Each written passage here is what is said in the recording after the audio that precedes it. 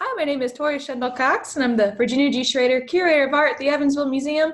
And today we have Susan Sauls on our show. So Susan, thank you for your time, and I'm going to take it over, or I'm sorry, give it to you. Alrighty, well, you'd asked who I am, and as you said, I'm Susan Colaricci Sauls. I'm Director of the University Art Collections in University of Southern Indiana. I've worked for the university since 2005 and came in as their art collection registrar until about 2018, and then I became director of the whole shebang, I guess you could say. And what I do, I know I simplify it for kids saying, I'm like a librarian for artwork, but basically what I do is direct the management, curatorial, and education functions of the art collection at USI. So pretty much everything that happens at a museum in some capacity I do for our collection.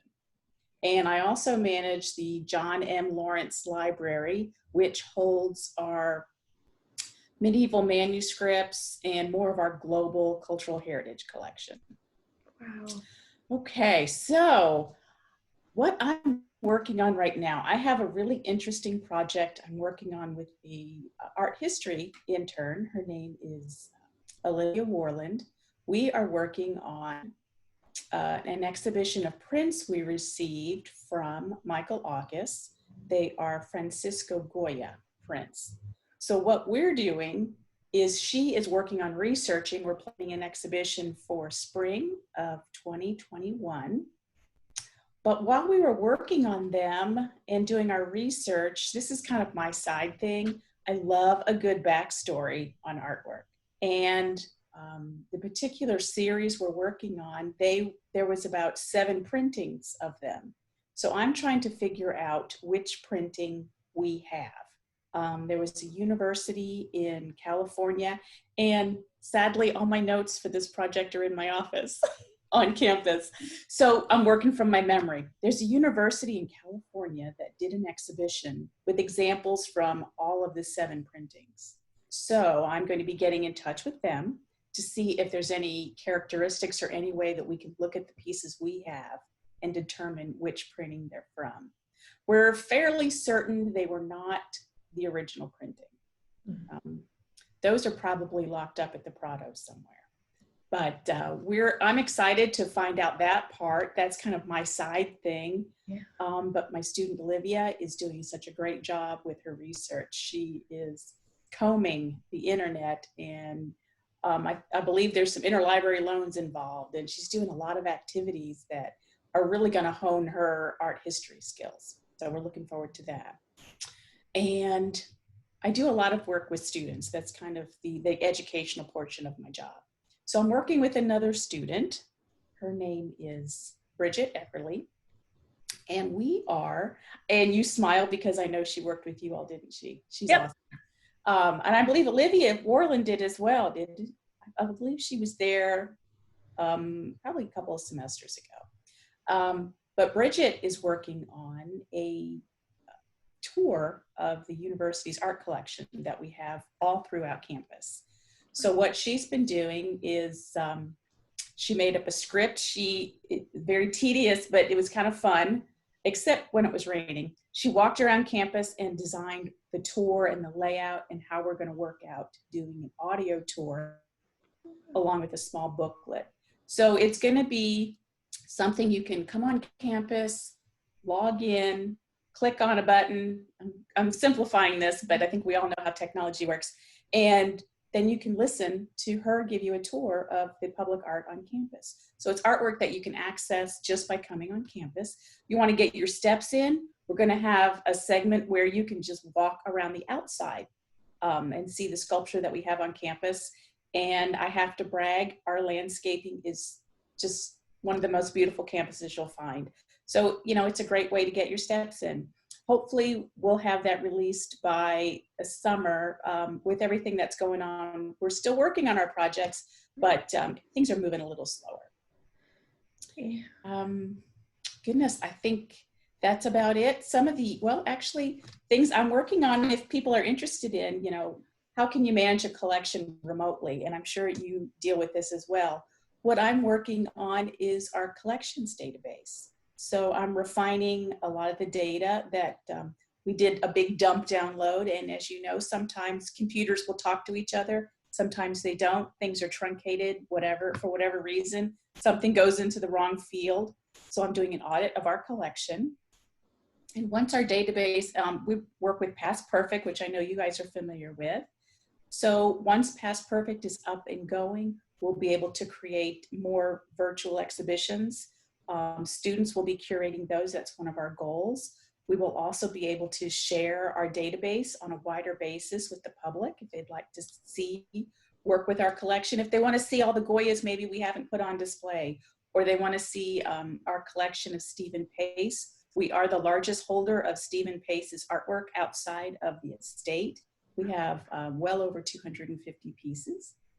We're the holder of Ken McCutcheon's art collection. I think many people know him as a local historian and the first radio personality on WIKY radio.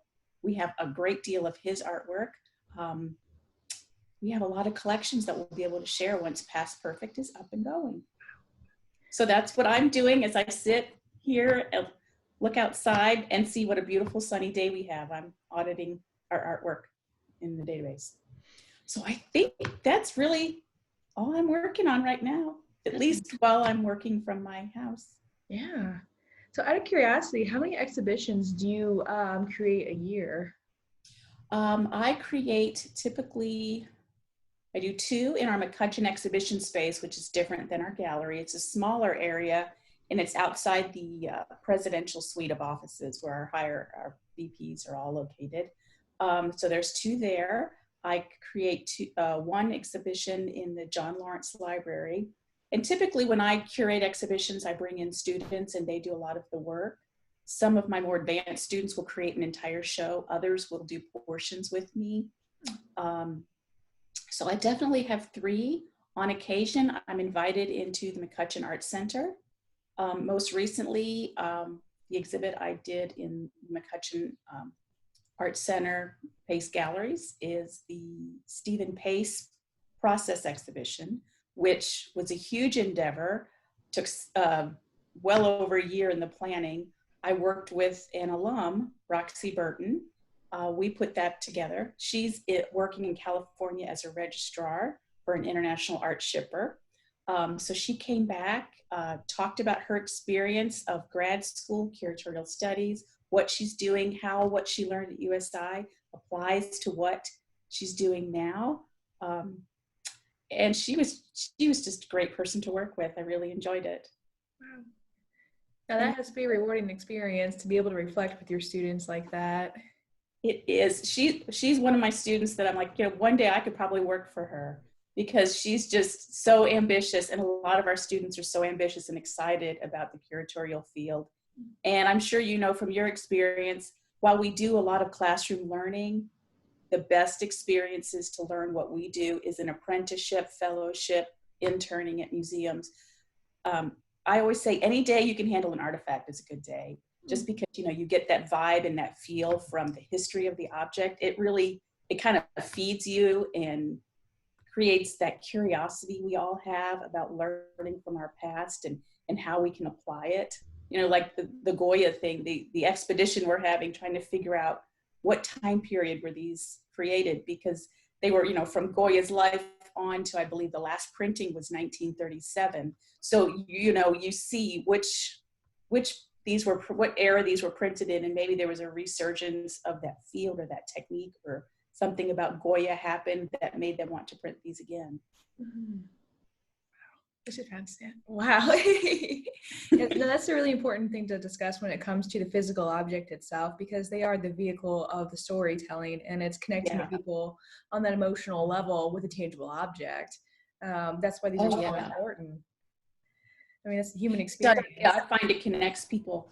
When I do an exhibition, on the label, I know there's some folks that are just purist and will read every word we write, but there are some that just kind of casually go by. And I make these little artifacts, which are kind of like cocktail facts. I'm like, I want to put something in their head about this artifact that they could maybe toss out at a cocktail party or throw out when they're playing Trivial Pursuit, and everyone's like, wow, you're really smart. I like to try and do that, especially exhibitions on a university campus. I feel like we should be relating to each person that passes by on a way that they learn or a way that they can relate to an object. Hmm. So that's my philosophy in a nutshell. Yeah, no, that's amazing. That's a lot.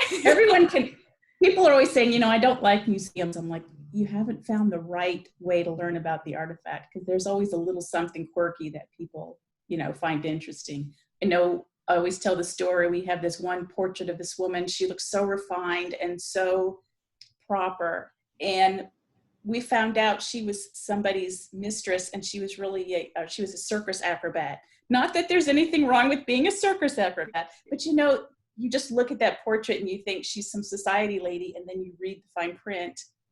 She was a circus acrobat who met this man, and then all of a sudden became this, proper woman in society, but no one really knew her backstory.